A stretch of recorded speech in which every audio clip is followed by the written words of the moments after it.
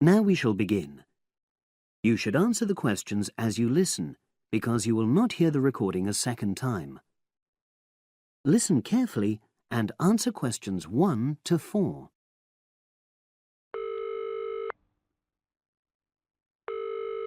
Hello? Hi, is that Tanya?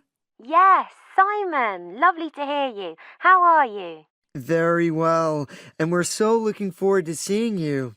So am I. Now, I don't have a lot of time, I'm afraid, so I wanted to make sure we've got all your details. Have you confirmed your flights? Yes, I'm definitely coming on the 22nd of June. Excellent. Have you got your flight number? Not with me, I'm afraid, but I promise I'll email it. Let me make a note of all this. Yes, do, because one of us will try to come and collect you from the airport if we can. I presume you'll be coming into Terminal 1? I don't know. I'll have to find out which one it is. Yes, you must. We don't want to be waiting at the wrong one. But hang on, I'll be arriving at about lunchtime, and that'll mean you have to take time off work to pick me up. You really mustn't do that. Look, we're not all that busy at work, and if there's a problem, I can text you when you arrive, and you can take a taxi. Okay. There's a really good company called Pantera. Can you spell that?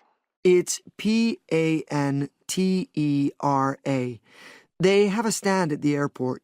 You can't miss it, and they're really reliable. Great, thanks. How far are you from the airport? About 40 minutes. And you're near the city centre, aren't you? We're east of it, actually. Don't tell the driver city centre because you'll really get caught up in traffic. Okay, and I'll make sure I carry your address with me. Now, have you got my mobile, cell phone number? Yes, you sent it last month. But I tell you what, I don't think I've got yours. I'd better have it now, just in case. Okay, and I changed it recently anyway. Ready?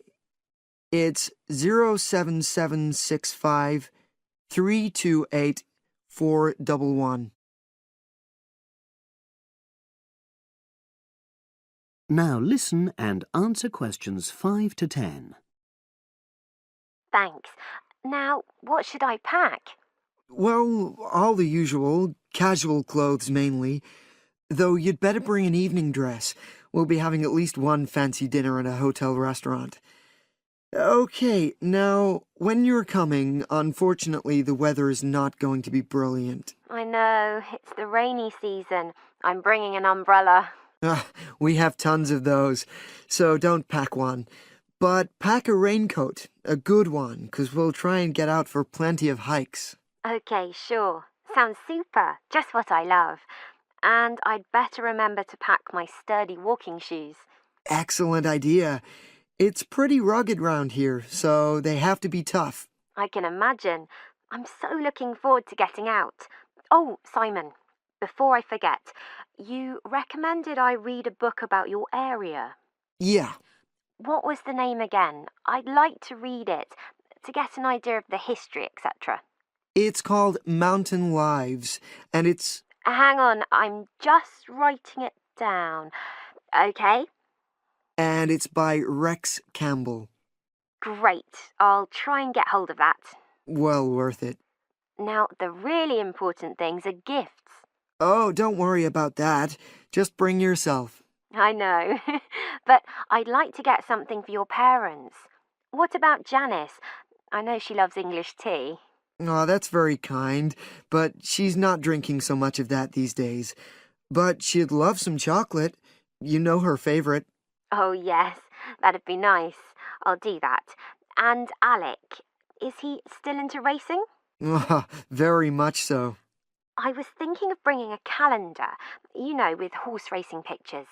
What a good idea. He'd love that. Great. So that's about it, I think. Yes, I think so. So you'll send me your number again? Now, listen carefully and answer questions 11 to 16. Hi, can I help you?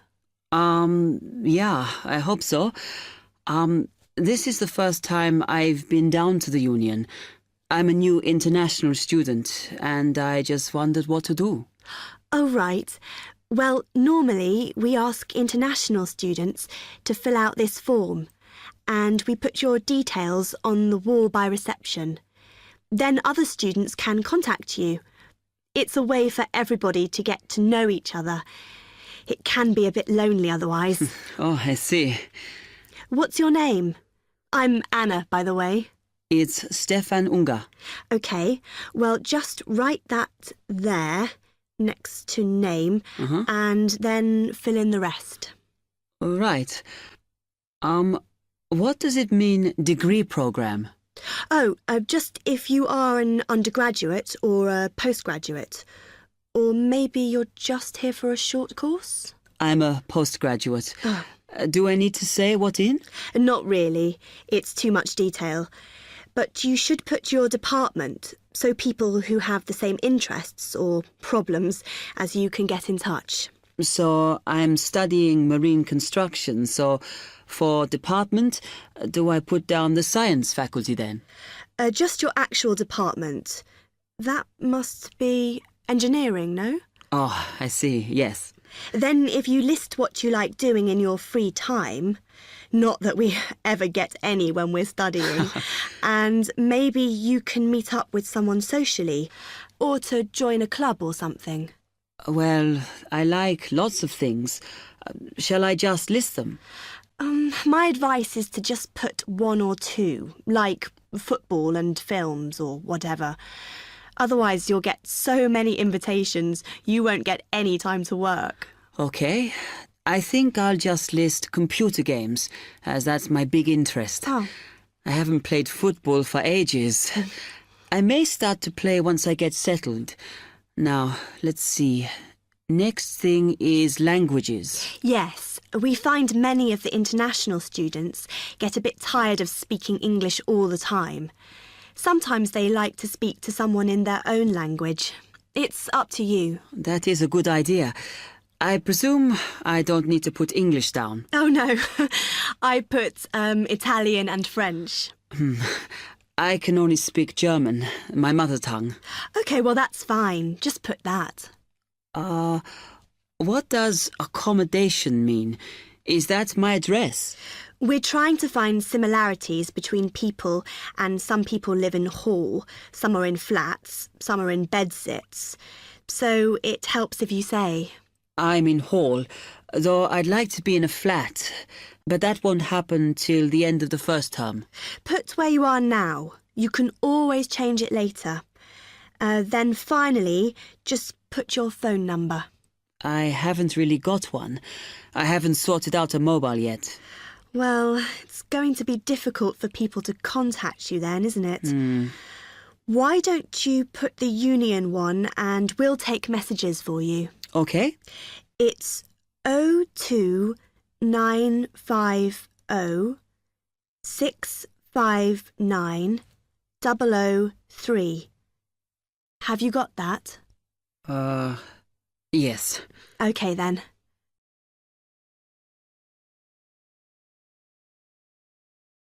Now listen and answer questions 17 to 20. Oh, I had a couple more questions about the services you've got here. It says there's a photocopier here. Yes, you need to get a card from the shop, and then it's available to all students in the mornings. The union uses it after 1 p.m. OK. I see also the union organises loads of events. Are they always held here in the union building? It looks big enough. If you're interested in something, you should check the poster or our website. In fact, we normally use the Round Theatre, opposite the conference centre for most events, because the sound system is better. Right, I'll do that. Also, I wanted to hire a van. Can I do that through you? No. You need to present a case, really. They're not just available for hire to anyone. The president said we have to limit who is allowed to hire them. The person you need to see is the transport secretary. She's on the second floor. OK, thanks. The other thing is, Are all the discounts we get with our union card listed on the back of the card? I thought there might be more. No, that's it, I'm afraid. Mainly books, clothes and music. Though we are currently negotiating to get one on newspapers, so that should be valid from next term. Okay, thanks a lot for your help.